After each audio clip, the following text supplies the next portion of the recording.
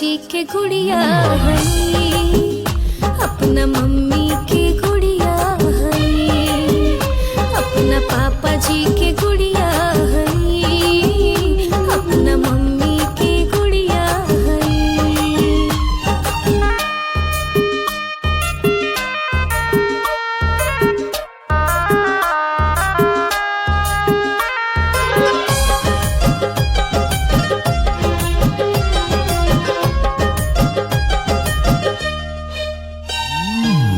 हरदम हमरा पर पापा के रहेला आशीर्वाद हो, हमरा खातिर सब कुछ पापा बाटे सब ओकरा बाद हो।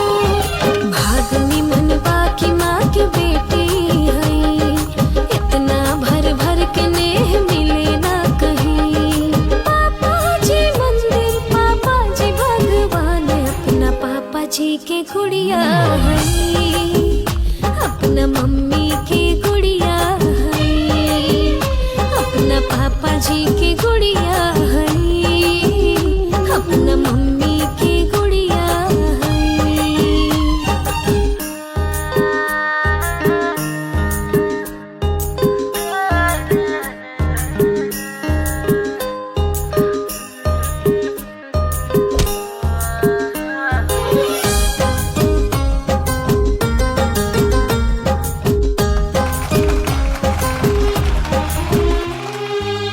हमरो पापा हमरा से बहुत करेले प्यार हो, उनके से जीवन ई गम के, उनके से आवे बहार हो।